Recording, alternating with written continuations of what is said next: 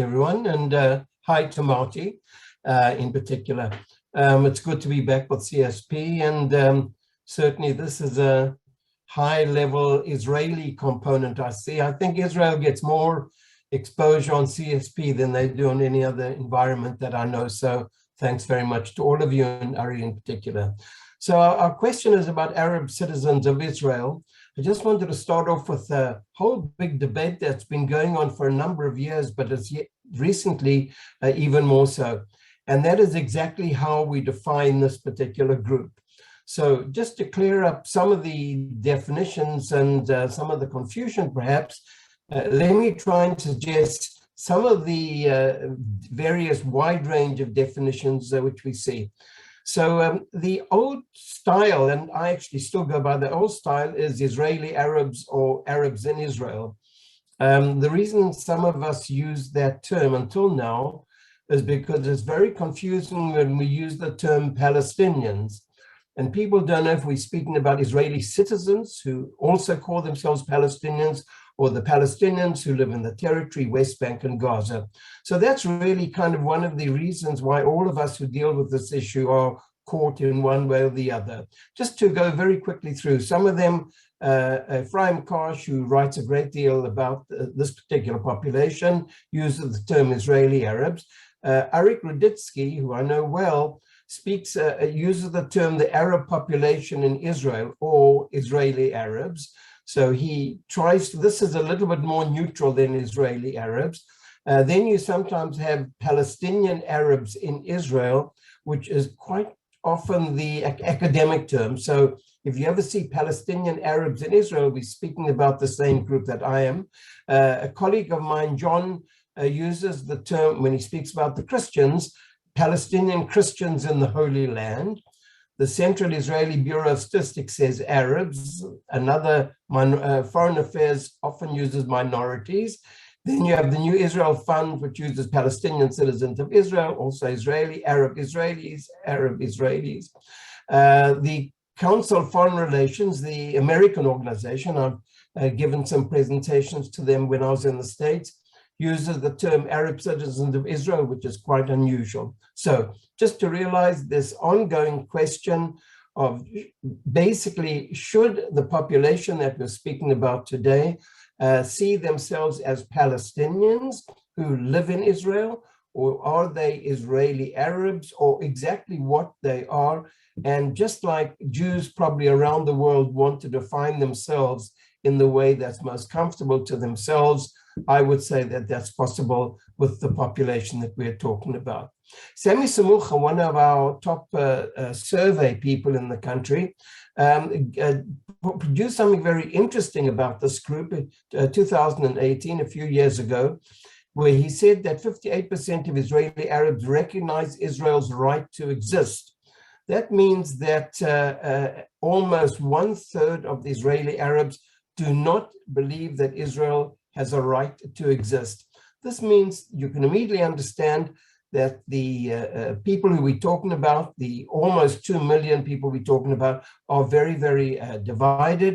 And 36% believe, that's 1/3 of the population, believe that it's legitimate to have a Jewish majority.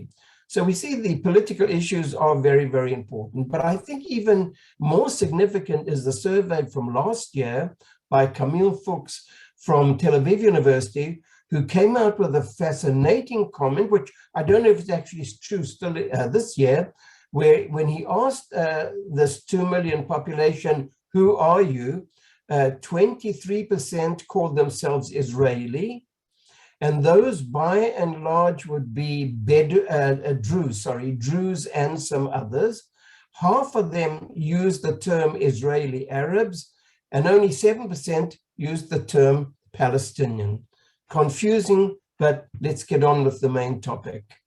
So just let's go forward just to try and get a sense of them. Almost 2 million, 21%, 1 out of every 5 Israeli citizens is therefore an Arab. However, that term Arab is confusing and not always accepted by everyone. The overwhelming majority are Muslims.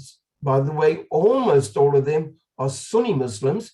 Therefore, they're not part of the Sunni-Shi'i divide which exists in the Middle East, which makes it more comfortable for them. Over 7.5% are Druze. Now, the Druze population who live in the north of Israel and on the Golan Heights often don't like to be incorporated into the group of Arabs or minorities. So they're in the category, but not comfortable about it. And then we have the Christians, who we'll talk about more in detail. We have a picture here, which I think is very significant. Arabs who are in the Israeli army, we'll speak about them more later. I would imagine, without knowing exactly who's standing here, that we're talking to a large extent about Druze soldiers, as well as a small number of Christian soldiers who volunteered to be in the IDF. What's happened in terms of percentage? 1948, 18% of the population was Arab, the broader term, and it goes up to 21%. The figure obviously would be higher if there wasn't such a high Jewish immigration rate. Let's try and deal with another division of a few years ago. People between the ages of 0 and 34, 69% of the Muslims are this group. The Druze a little less, Jews, and then Christian Arabs somewhere below. Life expectancy, fascinating phenomenon. I'll take two figures here. 1948, Jewish males died essentially at 65, females at 65.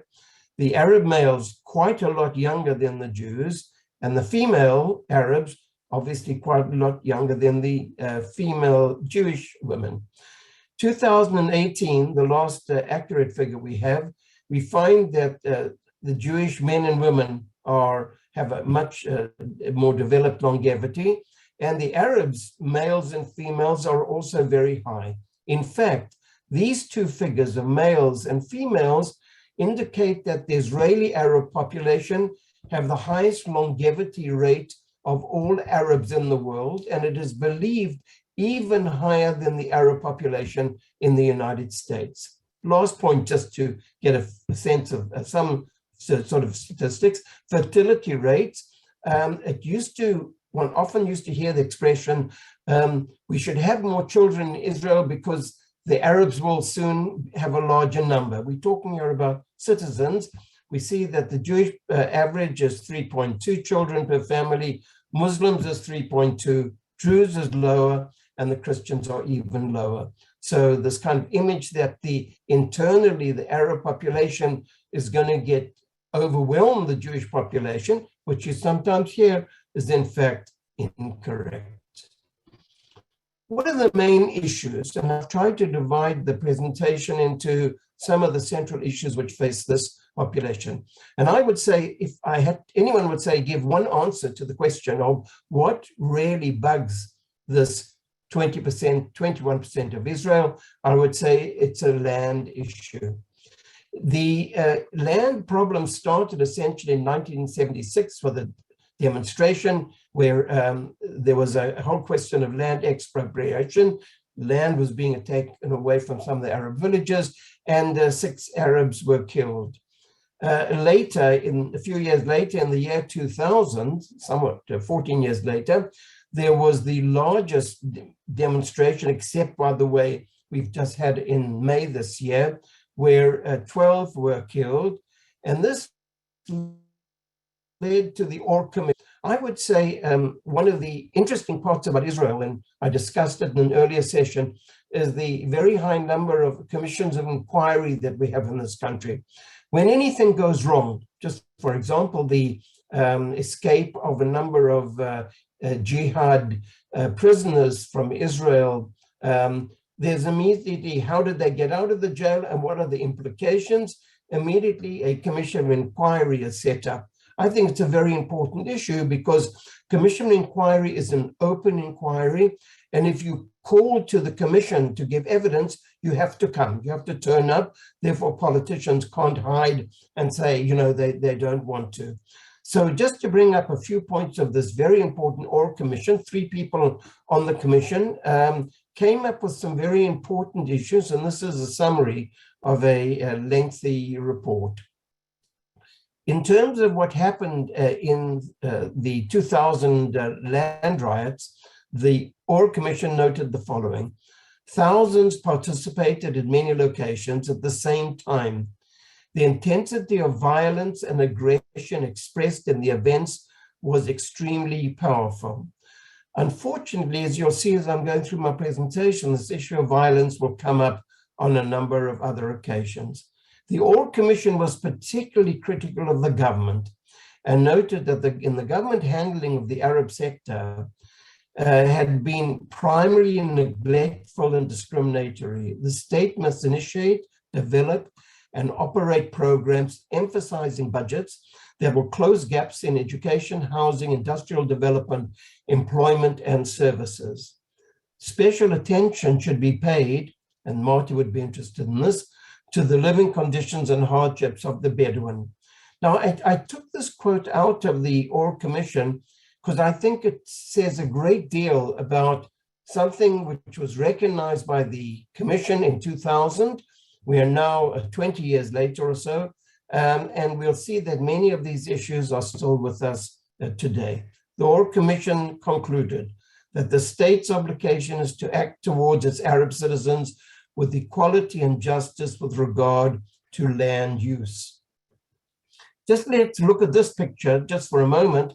It's the most problematic of all the case studies that one could take. We're taking the area, actually it's about 20 minutes, half an hour from where we live, on the coast.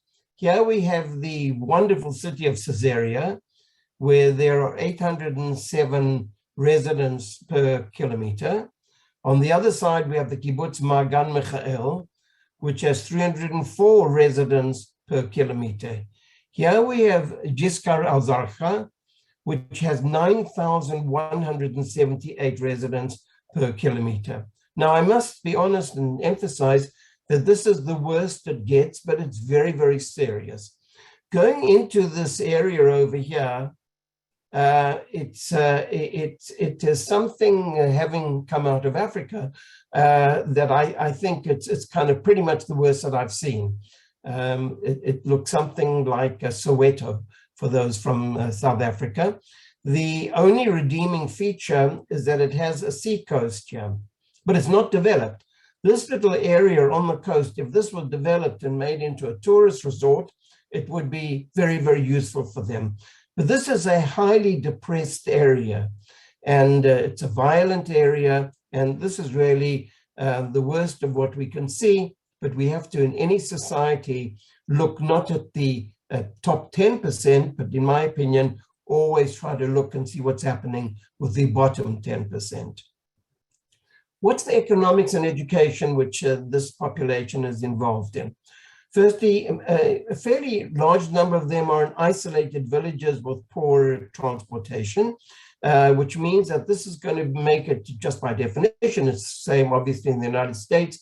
Small area, you normally have fairly poorly developed infrastructure, and certainly the transportation is not good. Under the poverty line in the Arab sector, 2007, 2/3 of the population, and now it's down a few years ago, down to 47%. I understand that the latest figure, which hasn't been, I'm not quite clear whether it's an official figure or not, would show that the poverty datum line has gone down a good few percent. Let's take modern sewers, which is obviously an important part of living. 2015, 40% had sewers, now 85%. So what we're seeing, essentially, you can take any particular set of statistics you want, you can see that things are getting better. But we have to remember our earlier slide where people are living in uncomfortable housing conditions. University students. In 1999, 8% of all students in Israeli colleges and universities were Arabs. A few years ago, 16%. Where are incomes going? Well, obviously, there's a big change. It was 16% of middle class incomes. Now it's up to 30%. You must remember in the Jewish sector, it's about 65%. So there's still a large gap. The problems come in very specific realms. One of the realms is the frustration of mainly of males who feel that however much they study, even if they get to university, they then won't get good jobs. So therefore, rather than completing their school studies, they leave, go into the poorly paid job market, and things don't get better for them. However, as we're going to see a little later, that is not the case with the women. One way of understanding international studies is the PISA system, which is a global concept of trying to look at a comparative analysis of study programs at schools around the world. It's particularly in reading, mathematics, and science. And in the non-religious Jewish sector, the figure is 509. It's pretty good. I mean, it's not near the top of the global figure, but it's pretty good. The religious, it's 485, and in the Arab sector, it goes down considerably. These figures are macro figures, and I think one has to say that it really also depends on which sector you're looking at, and that's what I'll do a little later. There are a small number of bilingual Arab Jewish schools which don't expand all that much, because both sectors, both the Arab sector and the Jewish sector, in a very ethnic-based society, want to ensure that their cultural values are brought out in the schools that they're in. And therefore, there's only a certain number of middle-class Arabs who want their children to go into the Jewish sector. They can go into the Jewish sector, but in the actual bilingual schools, they feel that some of their Arab culture and religious factors will be lost within the bilingual schools. And that is also a situation which we have within the Jewish realm. This gives us an idea, a very, very typical picture of what an Arab village or town looks like. Here we see the mosques, always very, very prominent, and a very closed-in kind of situation exists. What's happening to the women? This is the good news. Women in 2003 were only 3.5% in the labor force. There are a number of reasons for this. Firstly, the amount of women who lived in isolated villages who would even think of leaving the village and going into a workplace in a city would be very, very low. Remember, also, we're talking about traditional society. Women are expected to be at home. The men would leave the village and go out, but certainly the men in many cases would not want their women to do that. The figure now is between 35 to 40%. Still not wonderful, but it's definitely gone up from the early period. But the problem of these same women who are going through upward mobility because of their improved education, if you would go to an Israeli Arab woman, and I taught Arab women at Tel Aviv University, and I would have long conversations with the women. And I remember in one of my conversations, I asked them to somehow or other divide their life into where they feel things are going in a good direction and where they feel that things aren't so good. Many of them were very, very happy that they were in a totally different situation from their mothers. Their mothers might have gone to school for a few years, and here they were at university in undergraduate or graduate studies. They would therefore say that some other things in their lives are a whole lot better. But as soon as I went on to the other side of the coin, I said, what is the main issue which really bothers you? And many of them would speak about family restrictions. To give one interesting case study, I had a wonderful woman student who was doing extremely well in her classes. And I saw her at the end of her studies, the end of the third-year program. And I said, well, you know, what are you going to do? Are you going to graduate school? What are you going to do? And she said, I have never told you this, but before I came to study at university, I signed an agreement with my family that as soon as I received my BA, I would go home and marry a distant cousin. So that gives us some idea of why the women aren't always getting into the labor realm and why they're not doing, maybe the number isn't even high at university, because there are also restrictions coming from their own family. There are also other problems. There's a strong, definite, defined laws against polygamy. They're not enforced. We find in certain cases, and particularly among the Bedouin, polygamy, the police know about it, they don't get involved. Of the Arabs who get to university, we see women much more than men. Some of the Arab professors are getting to high positions, but once again, on the other side, things are good and things are tough. There's only one Arab women's shelter in Israel. I've been to it. The person in charge told me that there's definitely a need for more women's shelters because of the violence against women in the Arab society. By the way, I had to commit myself to not telling anyone exactly where it was. I know some people do know where it is, but the hope is that the husbands or fathers will not find out. Women are speaking out. Arab women are speaking out much more, and certainly what they're speaking out in very, very clear language. And here we see a demonstration against gender violence. Two sides of the coin: getting ahead, better educated, more possibilities.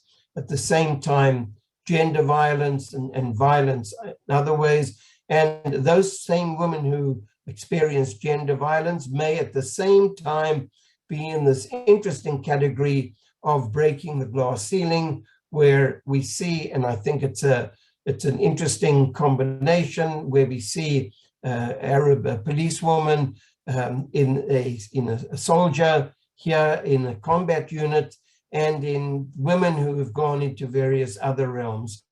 Interesting, we'll see here, and once again it'll come up again, Christian woman who is very happy to be an officer in the IDF, in the Israeli army. But we've mentioned violence already. What is the violence all about? Where does it come from? How can we describe it, perhaps in relationship to other countries? First, I would like to say, and it might not sound politically correct, but this is the truth. The Arab world is a violent world. I've been studying the Arab world now for over 20 years, 30 years by now, I imagine. And wherever you go in various countries, there's internal violence. We're not talking about wars between countries, but we're talking about the local violence, which in the Arab world is very, very high, not unique in this big wide world, but it's certainly the case of what we have here. The violence comes in different forms. One of the more traditional forms of violence were where clan memories continue.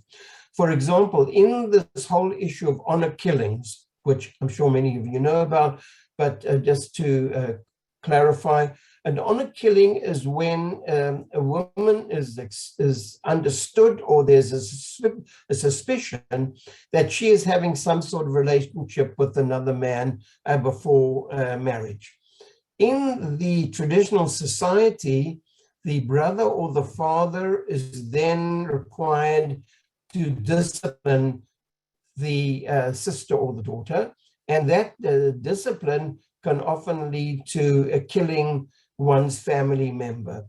In the city of Ramla, for example, I remember speaking to police officers some years ago, and I asked them, well, why don't you do something about it? And it's today a major question in wider Israeli society. And they said, you know, the women won't come and complain, because as soon as they complain to the police, and we go to the house and find the brother or the father who might have dealt with another sister, say, then we ourselves as women are going to be in a bad way. Therefore, the information flow is very, very problematic. Low incomes and high unemployment, and in the last 2 years in particular, the answer would by and large be theft, drugs, and gang culture. This is a strange socioeconomic issue, and as you have in many countries of the world, as soon as you have upward mobility, tensions increase between the haves and the have-nots.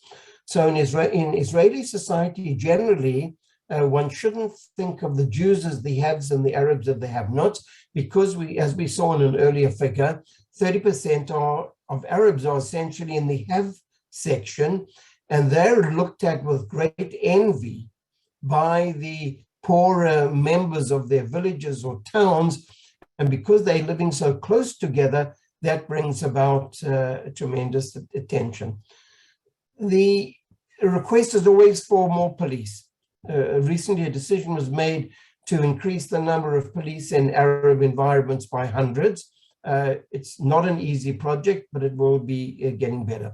The figure we have so far is 80 Arabs have been killed in crime or clan-related incidences. In most cases, it's crime gangs, basically violent gangs. Unfortunately, in the last few weeks, there's hardly a day that one doesn't open the newspaper and one sees that this has happened. Another person's been killed. And in many cases, it's known that that person belongs to a wider family. And then there's a retaliation, which comes a little bit later. Our recent new president, Herzog, said this terrorism is a threat to all of us, which I would certainly agree with. We'll see a little bit later where violence came up again, once again in May 2021. So now we're back to the issue which Marty is interested in, that's the question of the Bedouin. So the Bedouin are divided in Israel into two sections. 1/3 are in the northern part, and the northern Bedouin, approximately of about 4,000 altogether, the 1/3 live in the northern part of the country, tending to be in more settled areas. 2/3 live in the south, in the very southern part of Israel. Anyone traveling around Beersheba, for example, north and south of Beersheba, may well have seen these villages. And here come the issues. They belong to 30 tribes. And tribal society, in many cases, means that you want to stay with your tribe. You want to stay with your clan. The Israeli government has got involved in this, and there's been a very, once again, an excellent commission of inquiry, the Prava Commission, which said, in their opinion, the only way to really improve the reality of the Bedouin in the southern part of the country is to move them into urban or peri-urban townships. The reason why we're talking about 7 peri-urban townships, because in that way you can keep the clan or the tribe essentially together with all the facilities of what a town gives you. However, the Bedouin in many cases don't want that. Here, for example, we see 2 pictures of how these people are living in very, very tough conditions. These 2 pictures in particular relate to the most problematic subsection who live in the unrecognized villages. The unrecognized villages have minimal services, and having been in a number of them, I must say it's a very depressing situation. Trying to understand the government side for a moment, the government official says essentially the following. Look, these people have just many years ago gone into a certain part of the desert and set up their homes. There is no way that for 40, 50, 60 people, and in some cases maybe even less, that we can set up electricity, water, roads, and everything else. You see, this has been a chaotic moment of Bedouin society, a former transit population. On the other hand, the government has responsibility to every citizen, regardless of where they live. I must tell you that this question of unrecognized villages is one of those kind of no-win situations where people don't want to be moved because they have a very strong communal ethnic identity, and on the other hand, doesn't invest large amounts of money for a small number of people. The Israeli budget is obviously very, very tested. It's hard for them to get jobs. Many of the Bedouin men are trackers, and in the case of the women, the figures of women who are managing to leave either the unrecognized villages or the peri-urban areas going into the cities, particularly Beersheba, is improving, but there's no way, as far as I can understand it, the Bedouin issue, particularly of the unrecognized villages, is a tragic story. A report came out last month by the comptroller, which is very important. Every year a report comes out. The comptroller, the ombudsman, chooses a number of issues for major attention, and it's really a good way of understanding which particular group in Israeli society the government feels interest has to be paid. So once again, a long and very important survey speak about a shocking lack of services and governments. They show very clearly that the poorest income group are the Bedouin, once again, particularly from the south. They show regional councils which have no public infrastructure, water, sewage, roads, communication, street lighting, and sidewalks. Not easy. Then added to this is a non-payment of taxes, protection payments, which is this very problematic realm, and then also damage to civilian and military infrastructure, which means you have a high level of attacks on essentially on Jewish communities, towns or kibbutzim by the population, and polygamy in the case of the Bedouin is particularly high. Between 2017 and the beginning of this year, 345 cases were closed, and there were only 18 cases of indictments. The new public security minister, the police minister, Omer Bar-Lev, with the new government we have, has stated very, very clearly that he sees that the report has to be looked at very seriously, not only of the Bedouin in crisis, but the wider Arab population crisis, and that he believes that there has to be a new approach to what is going on in this wider sector. Where are the Druze? The Druze, as I mentioned at the beginning, see themselves as a marginal group. They don't want to be seen as Arabs. Therefore, we have the phenomenon of two terms, Druzification and Israelized. That means the Druze see themselves as Israelis in many cases. The overwhelming majority of the Druze males serve in the army and the border police, and in fact have a very, very high percentage of their people have been killed or injured in the various wars. How do they vote? And voting passion norms show a great deal. If we look at the recent elections, 2021, we see that 26% of all the Druze, we're talking about 150,000, voted for Yisrael Beitenu, a very right-wing party, whom the leader is a Russian speaker. 18% voted for the Likud, a right-wing party. Only 2% voted for the Joint List, which is an Arab party. So here we're beginning to see that in terms of the voting formation of the Druze, they really can't identify with the wider Arab population. They vote very differently, and in the case of the men, the overwhelming majority of them are in the army.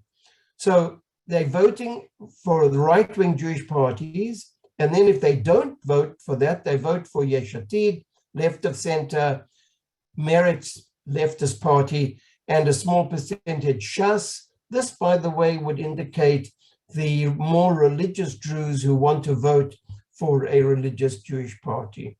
The nation-state law of 2018, which is very controversial, is still being discussed, was what particularly annoyed the Druze. another section, which is almost a topic in itself, is what's going on in the Golan Heights. In the Golan Heights, you have 27,000 Druze in 4 villages, of whom 21% have chosen to be Arab citizens, Israeli citizens, my apologies, and the number is growing. And the others won't give up their Syrian citizenship because they're worried that if the Golan Heights is ever given back to Syria, the Syrians will not look at the Israeli Druze citizen in a positive way. Here we find a famous picture of a Druze living in Israel shouting out to his family on the other side, which is into Syria, over this fence. Not an easy situation here, a demonstration. The end of yes to equality and the end of corruption. We see once again high number of Israeli flags, also the Druze flags, which indicates the divided Druze community which exists. Let's now go on to the very serious issue of May 2021, a few months ago. It's really the event, I think, which many of us living in Israel would see it as perhaps one of the more shocking phenomenon which we've seen within our country for a number of years. We're talking about the mixed cities, those cities like Nazareth and Jaffa, Ramla and Acre, Lod, those sort are depending on the city. In some of them you have a majority of Jews, and some of them it's more or less 50-50. What's most fascinating from my point of view was a figure that I was using last year, 2020, where the survey showed the following. 81% of the Jewish residents describe relations with Arab residents in their cities as good. And 89% of Arab residents describe relations with Jewish residents as good. Several months later, this violence broke out, which I'm sure many of you remember, which seemed just to contradict anything that we might have seen here. What's the explanation? Now, the amount of discussion which has gone on who was guilty and who was more violent or less violent continues to be with us, and I think we'll never quite know. However, I would like to quote a colleague of mine, Mohammed Darashe. Mohammed and I have been involved in a project at the Hebrew University many years ago, and we've remained colleagues and friends since then. I'd like to quote Mohammed because I think he actually caught in a quite clear way what really went wrong. He wrote the following: most of the events are not between Jewish and Arab residents of the same neighborhoods. Mostly they are between mobs that are imported from Jewish settlements in the West Bank to come and ignite the fire. The Arab mobs are from the towns themselves. Very interesting situation. Mohammed Darashe has been involved in many projects. He knows the Jewish community and the Arab community very, very well. And I think this indicates something which is important. There is a comment which Mohammed didn't make in this particular article, which we also find that moving into the mixed cities are religious Jews who are very, very interested in increasing the level of Judaism and Judaic sensitivity and knowledge within the mixed cities, because they're worried that the Arab influence could have an impact on the Jews. And there's a feeling that I've heard from a fair number of Arabs who live in the mixed cities that this group is very, very antagonistic to them. They would say to them, good morning, and there've never been any response. And this is what seems to be happening. Muhammad says the following, once again, his opinion. Luckily, we have a short memory, and maybe the memory of the people of Israel, Jews and Arabs, is shorter than the memory of other nations around the world. That's the blessing we have in the Holy Land. Mohammed Darashe puts the blame very squarely on Prime Minister Benjamin Netanyahu with the nation-state law of 3 years ago, which caused a tremendous amount of tension. Nasreen wrote an interesting article. He's a resident of the city of Ramla, where he maintains that the problem is government and municipalities lavish money on policies that benefit Jewish residents, often at the expense of long-time Arab residents.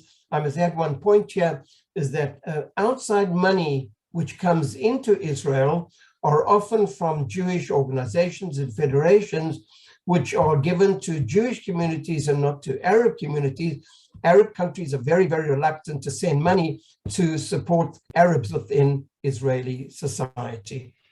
Let's look at the good news, and I think this might be a useful conclusion for what we can say, and I'm looking forward to your questions. The good news is that trying to take a broader perspective. Once again, I think studies are very important. I think once people get into university, it opens the possibilities, not always, but things probably would get better from there on. So PhD candidates, 2008, 355, 10 years later, 760 more or less.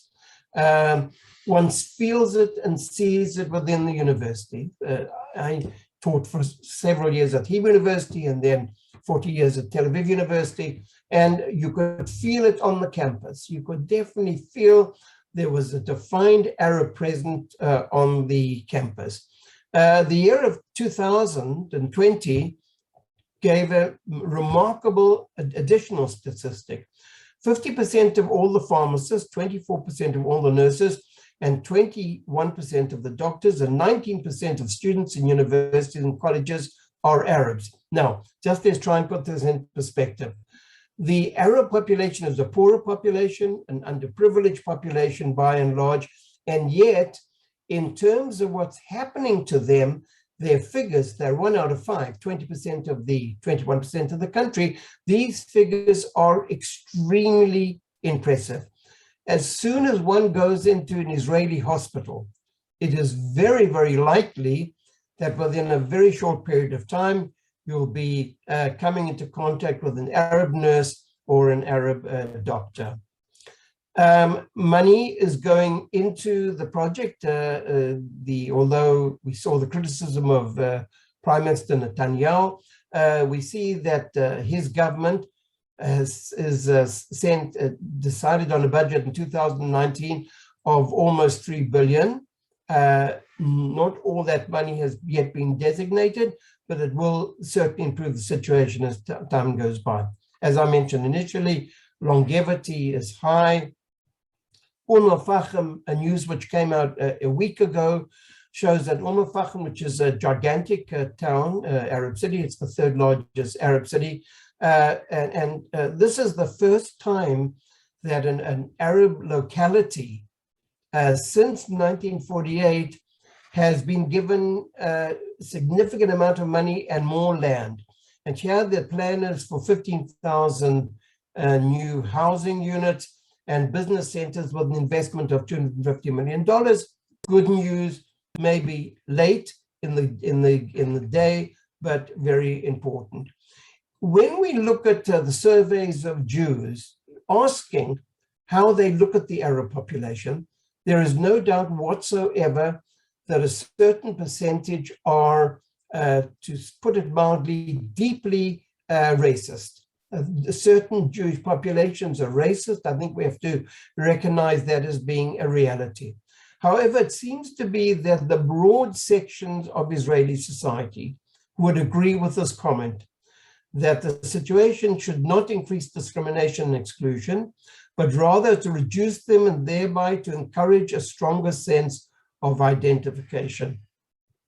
This comment, however, comes from some time ago, and the crisis of May this year may well have changed some of the kind of feelings. From the top, we get very clear messages. Former President Rivlin, we are all equal Jews and Arabs. This is the home of all of us, and we all are welcome here.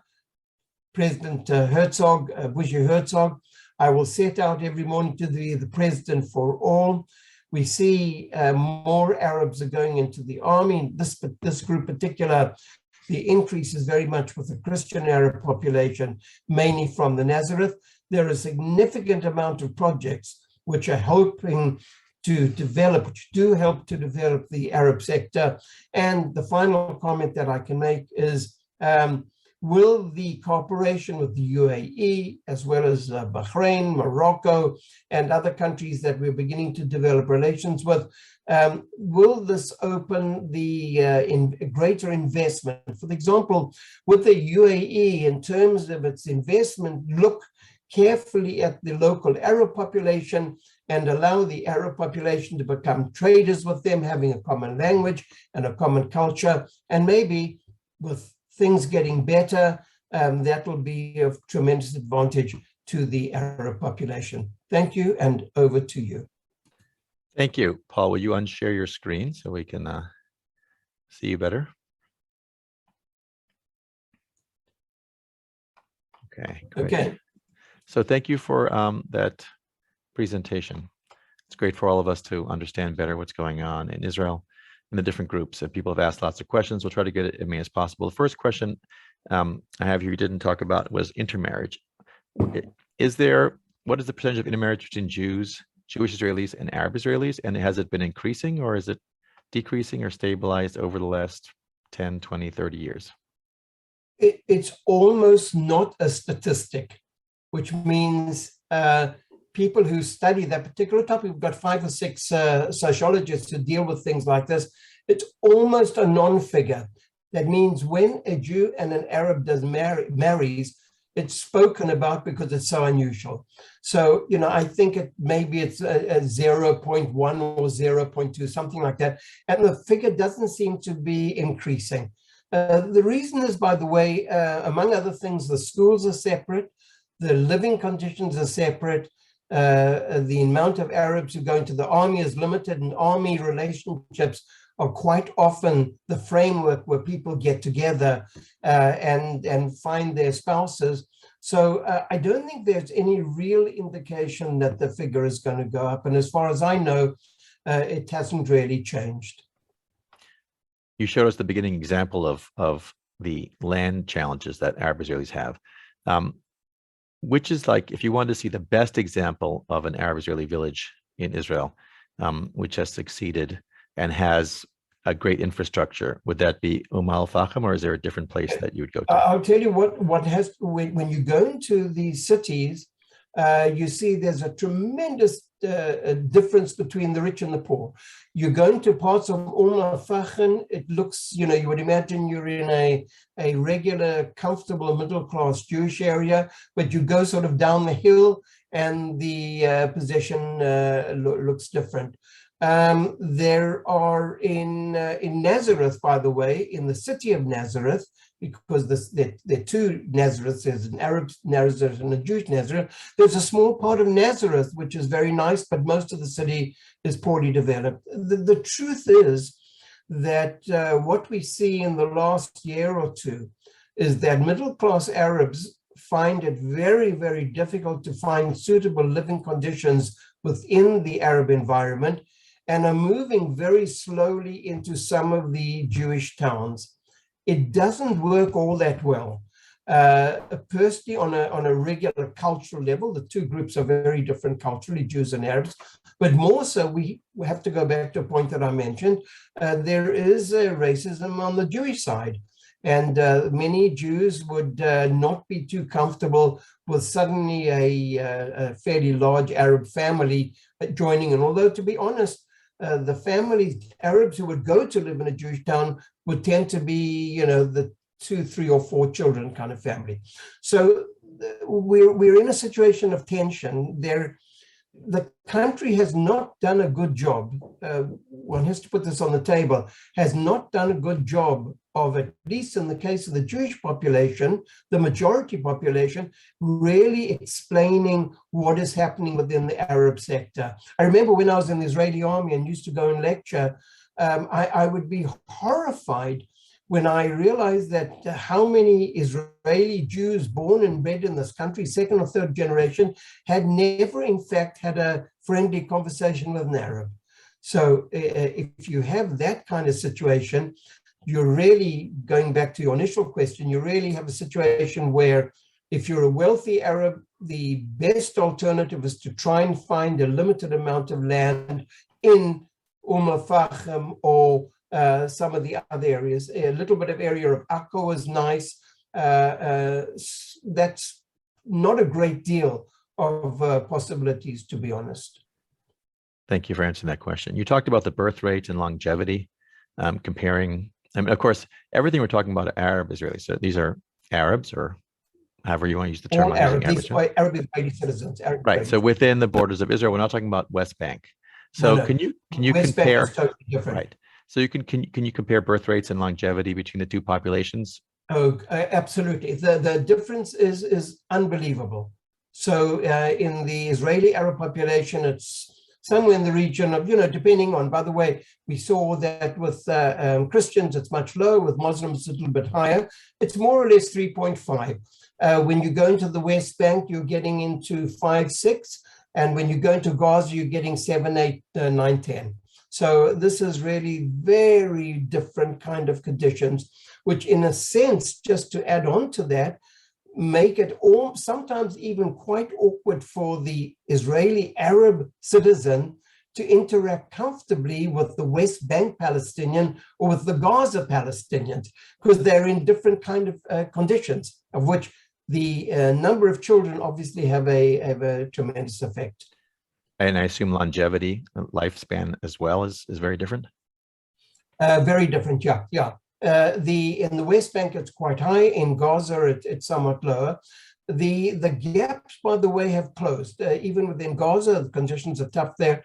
I'm not sure of the recent figures. I imagine it's 4 or 5 years lower. But remember that the Israeli Arab population longevity is very high. So in terms of a long life, which means good health care and reasonable food and a whole lot of things like that, the Israeli Arab population is in a better situation than their colleagues in the West Bank or Gaza. Arnold asked a good question, which a lot of people have kind of asked in a way in their chats to me, which is, why is it that the Arab Israeli cities don't get the same funding as the Jewish Israeli cities, i.e. with regard to infrastructure, I mean, garbage and sanitation? His question is it because there's this limited amount of funds, and therefore an Israeli government, which is until now all Jewish, is going to fund, is a small pie, they're going to fund the Jews first? Or is it more nefarious than that? Is it a racist issue, or is it what's going on, and why is the funding so different? I'd put 4 or 5 components into the salad bowl. Firstly, Israeli Arabs have been marginal in politics. And when you come to politics, politicians tend to give money to their voters.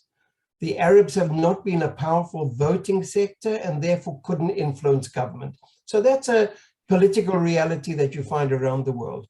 The other sectors, there's discrimination. Until 1966, a significant section of the Arab population was under military government. David Ben-Gurion was very suspicious of them and therefore controlled them. The third reason would be that in 1948, when you have a mass movement out of the population as a result of the war, the middle class groups left and the lower class groups remained, many of them village people, and that also meant that the group which normally moves a population ahead, which is middle-class educated people, didn't exist in this country. So those are the general points, but there's also discrimination. There is no doubt about it, discrimination. Until 2018, when the former government decided to really push funds into the Arab areas, they were much poorer. not only were they poorer, but the Arabs see it all the time. So therefore, we're speaking in a small country when you have rich and poor living in distant areas from each other, you don't feel it as much. But because of the nature of Israeli society, the Arabs see all the time how we're living, for example, in Ibn Yehuda, and 25 minutes from us, there's 3 towns, Arab towns. We're living in very, very different conditions. Part of the reason is, without doubt, the lack of consideration of Israeli society to the needs of the Arab population. And my only hope could be, both because of more money existing and because of a new government, and the fact that there's an Arab party, part of the coalition government, that all that and a new generation of well-equipped, educated Arabs put all those things into what could be a better future, would give an answer to what is also clearly a case of blatant discrimination. Let's talk about this new government. Were you surprised as to the Arabs participating in the government? And have there been any changes that you've seen since the new government has started because of this participation of the Arab part of the government? Good news and bad news. The good news is that at long last, there's an Arab party, only 4 members for the Knesset in the government. Great news. Bad news, nothing serious has yet been done for them. Okay, well, it's relatively new, but they do have a lot of power given the thin margin in the government, They've got tremendous power, and the question is, at what time are there 3 components of the coalition agreement which are directly related to the Arab situation. One is the point that Marty is interested in, and that is the Bedouin villages. There were plans to demolish 3 unrecognized villages. In the coalition agreement, it said that that would not come about. But however, it hasn't yet been clarified, it isn't clear yet whether the government will ensure that the demolition of the villages will not come about or not. So that's one of the points. There's also a question of financial assistance and policing. The Arab Party and all the Arabs in the country are demanding vastly increased numbers of policemen in their areas to cut down on the violence. And this government has been speaking about it. The Minister of Police is sensitive. Omer Bar-Lev is very much aware of this. We haven't yet seen a great deal. Is it because governments move slowly, or is it because, however we look at Israeli politics, the right wing is stronger than the left wing? I'm not quite sure. When you say the policing, one question that came up is, will they put Arab police men and women in Arab, villages, or do they put Jewish police men and women in those villages? Okay. What do the Arab communities want? The ideal would without doubt be Arab policemen. It would be much more difficult for women, male Arab men in Arab villages. The problem is, it goes back to the clan structure. If an Arab policeman is identified with a particular clan, and he then goes in and pulls someone out of the house in the middle of the night, a drug dealer in the middle of the night, the issue then is not a policeman against a criminal. The issue then is against a member of a clan against another member of a clan. And this really is the most difficult issue, which, however hard the government might make very serious efforts to get Arab policemen much more active. I think the reality is going to be that most of the policemen are going to be Jewish policemen. Unfortunately, even if they know Arabic, they may not fully understand Arab culture. And the question is, will they manage to really bring about the change? Omer Bar-Lev, by the way, adds a very interesting point. And he said it's not just about police, it's about the wider picture, the very issues which some of your questions have brought up. Housing conditions, funding generally, all those realms which we've discussed in this presentation. It's much broader than just the police. Police can only solve one realm, which is important, but you have to go much further. You really have to, and I think my feeling is that until we in Israel really take this 21% seriously and try and understand what's really happening to them, we're not going to be able to move forward. Knowledge is power. And I think this is a good case study of it. I would like to add that we in the United States have not solved this problem ourselves. We have low income, inner city, overburdened, underserved communities with major police problems. So we can't expect Israel to solve it. You know, we can't solve it, but it is nice to see Israel trying to address it, and inequities. You know, of course, the light of how Israel treats its minorities is very bright on the world stage and disproportionate. Tom Barth asked the question, which is, do Christians and Muslims, and I would say the Druze community, do they interact, or do they generally stay in their own communities and their own clans, I guess, as well? There are certain Arab villages which are mixed.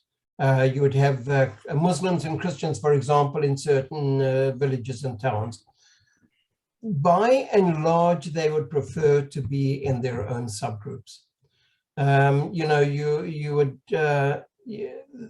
if you would ask them, they would never give the answer that I'm giving. That's how we all get on okay.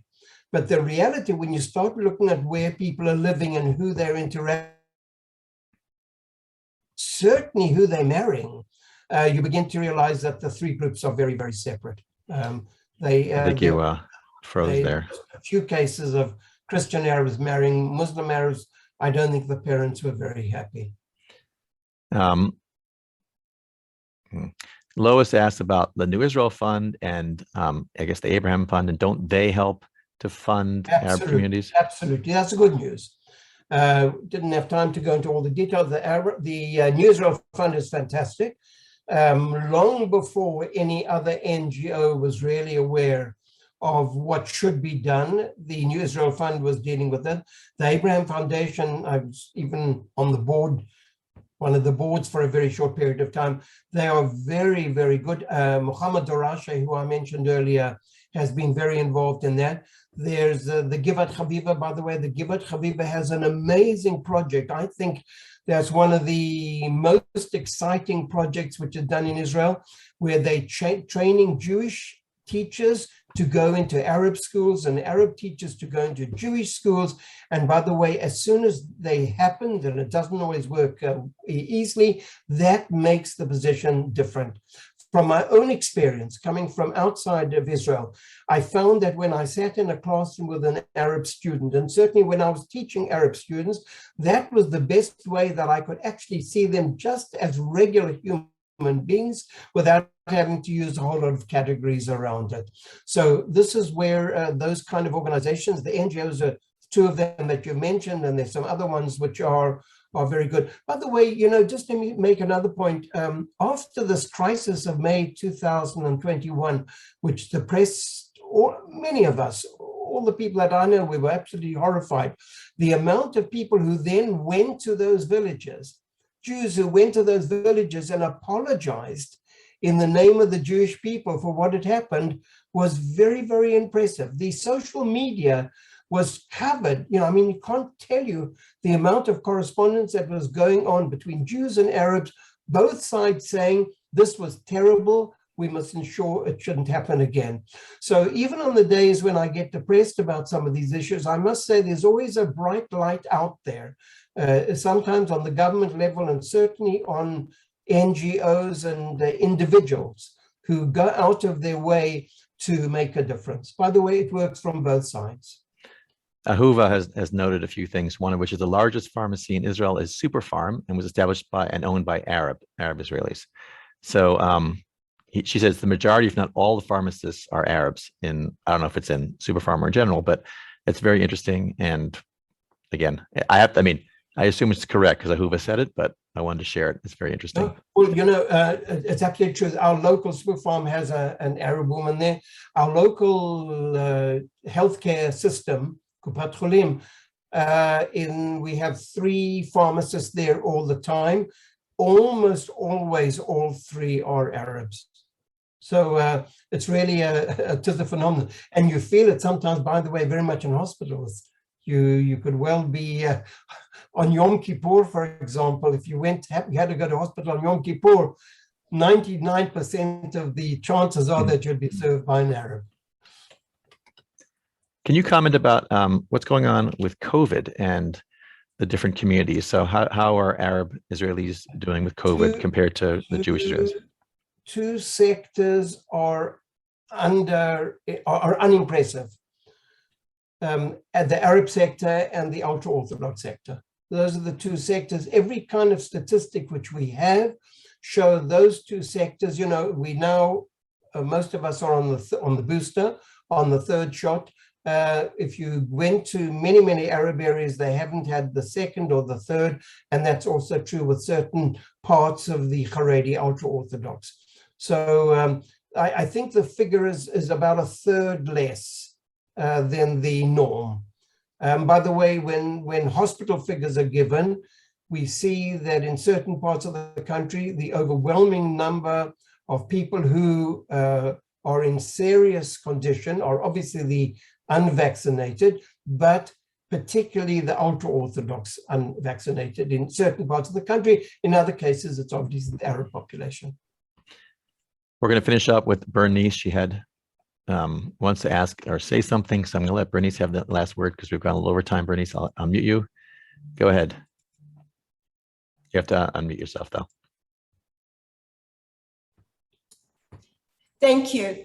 I just wanted to say, talking about NGOs and that, I wish Israel could use Hadassah Hospital as a way to see how to live with Jews and non-Jews. The amount of Palestinian nurses and doctors working in the hospital, treating Israeli patients, Israeli doctors treating Palestinian patients, it is amazing. The Palestinian doctors, if they're good, they're heading up departments.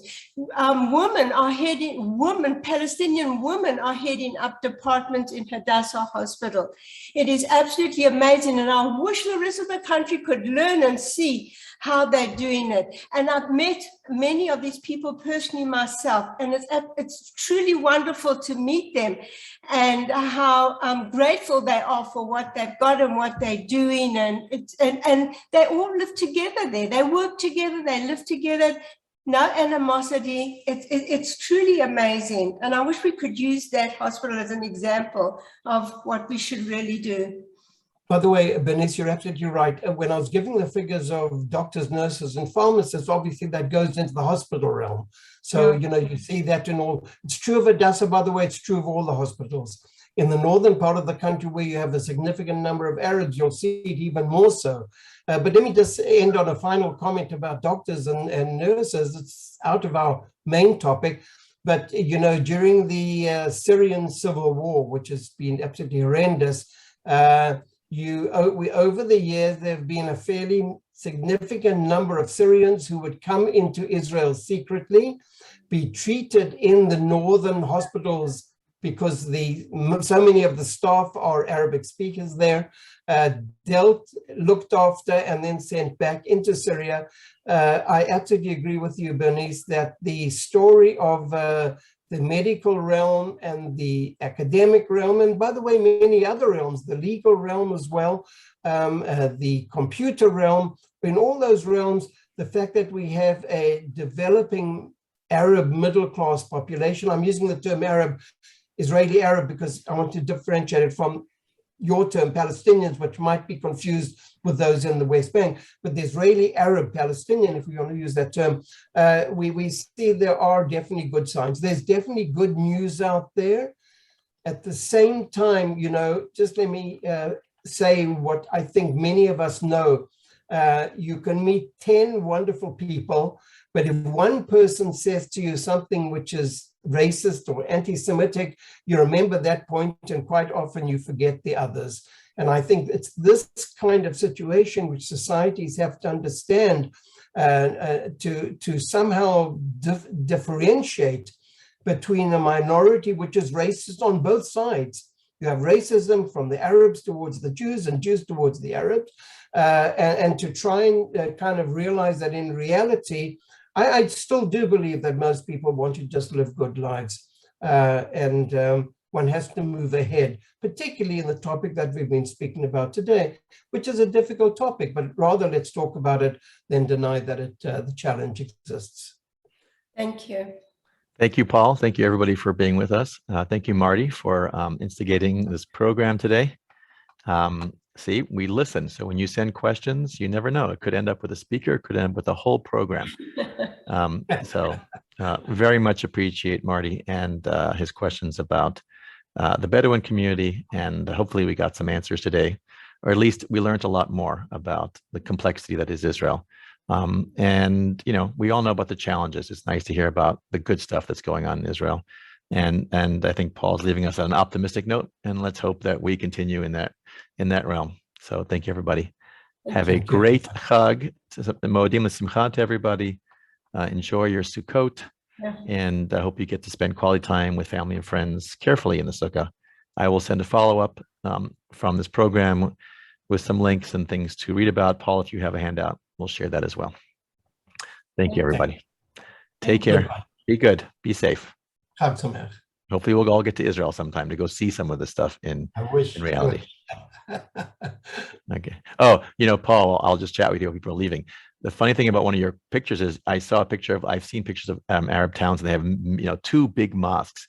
Is it like the Jews? Why can't they have one mosque? Why do they have to have two? Are they competing mosques, or are they just because there's so much population, you need space? It's actually a serious question. I was wondering.